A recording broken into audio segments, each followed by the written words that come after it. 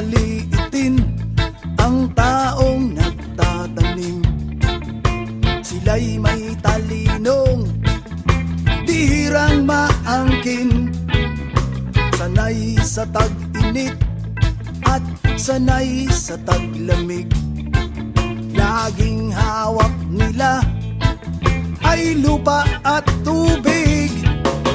Mga halama't hayop ay kayang paramihin. Buhay na bayani, kapangyariha'y pagkain.